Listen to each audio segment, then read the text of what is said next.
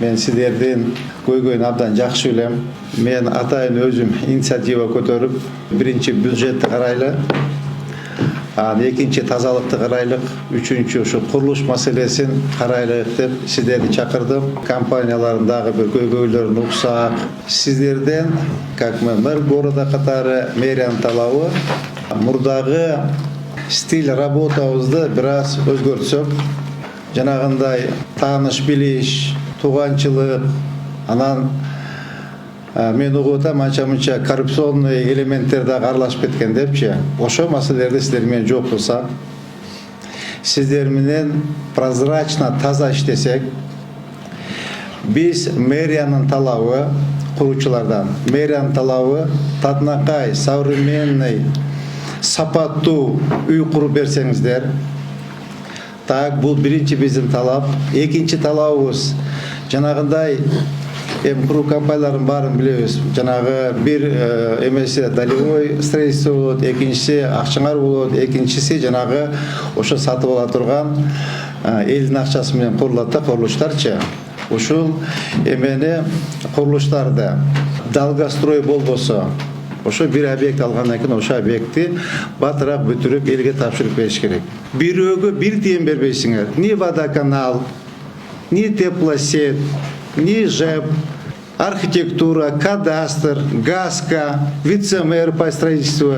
Никому ни одного тыена. Никому. Ни одного квадрата Каменской площади. Бир квадрат бербейсиңер. Булар силерди коркутуп аркы болушу мүмкүн. Бирок андай кылбаш керек.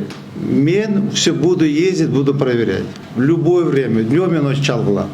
Мен силермен Жешпек Шерматович, мой бизнес объект көрүп коюңуз десе мен барып көрөм. Бирок мен өзүм лично кыдырам. Өзүм барып ар бир объектти, ар бир компанияларды барып кыдырып, сапатын, иштеп аткан адамдардын санын баарын чыгып силермен чогуу көрөм. Если, не дай бог, увижу, что коррупционный элементтер болса, пощады не будет, уважаемые эмелер, менин коллегаларым, урматтуу службалардын жетекчилери. Урматтуу куруучулар, мен силерде единственный бир просьбам бар. Мен как куруучу катары мен силерди абдан урматтайм, сыйлайм. Куруу бул мындай оюнчук жумуш эмес да. Кээ бирөөлөр айтат, мынакей үйдү көтөрүп монча байып кетти. Это совсем далеко не так. Поэтому мен сиздерге, урматтуу коллегалар, взамен что прошу? Сиздер мага прозрачно, раз бир тууган болуп сүйлөшкөндөн кийин прозрачно ошо курулуш компанияда бир объектте канча уста иштеп атат, канча монолитчик иштеп атат, канча сварщик иштеп атат, прозрачно бергиле. Канча стеналар көтөрүлгөндөн кийин канча каменщик иштеп атат, канча штукатур иштеп атат, канча отделдик иштеп атат, кровляга келсе канча киши теги кровлясын жаап атат. Мага ошол жерде уста иштеп аткан усталардын количествосын бергиле.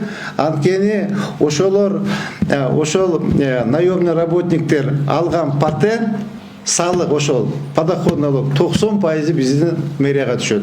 Bizde 3 эле салык калат экен. Биринчи ошо подоходный налогдун 90%, экинчи приусадебный салык, жана тамарка салыгы азыр эле кичике эле да алчы. Үчүнчү налог на имущество. И патенттер боюнча азыр салон, аптека и валютчиктер. Валюта патент алышат экен, ошо бизге калат. Алган налогдор бардыгы уходит в республиканский бюджет. Ошого, урматтуу куруучулар, ошого жардам бериңиздер. Мен ошол коррупционный элементтерди жок кылышка сиздер менен чогуу иштейин, аракет кылайлык. Мурдагы тим эле күлүп жайнап турган ош жок экен. Ош эч кимге кереги жок болуп калыптыр. Ош силерге керек. Бактарды эгилбейт, бактар тигилбейт, бактар кыркылбайт. Так? Освещение да коюлбайт, ямочный ремонт да болбойт. Булар бардыгы келип акча кажатын такылат. Келгиле ошо түшкөн акчанын баарын керек болсо сайтка чыгарып коем мен. Канча поступление болду, канча расход болду. Өзүңөр дагы баамда карап тургула. Мына прозрачный иштеп атат деп. Эгер шаарыбыз өнсө, урматтуу куруучулар, силерге да пайда. курушуңар жакшы аракет, батыраак сатасыңар, бизнес болот, батыраак акча оборот болот. Мамлекетке шаарыбыздын чөнтөгүнө төлөп коелук, чем башка бир взяточный коррупциянын чөнтөгүн толтуруп байытпайчы. Эгер ошо мамлекетке, шаарга, мэрияга берсеңерчи койду, ичиңер оорубай бересиңер да, сөкпөй бересиңер. Койчу ушуну берейин мынакей. Ошо допустим 20 бала иштеп атса 15 деп көрсөтөбүз. 50 строитель иштеп атса 10 деп көрсөтөбүз. Давайте ошону какес көрсөтүп коелук.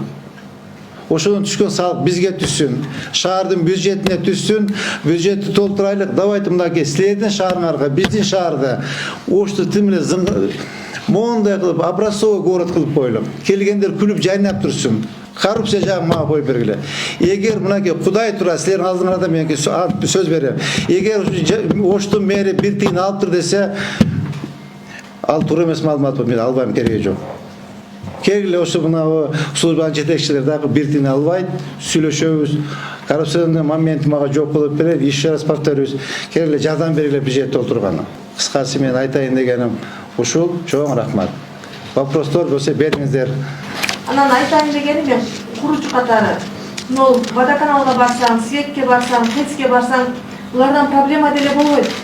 Буларда проблема наружный сеттер бардыгы эски.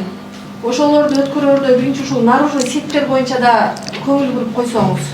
Жарайт. Үйдү бүтүрүп аласың, наружка улай албай жылдар туруп калган учурлар болот. Жарайт. Түшүндүм. Ошол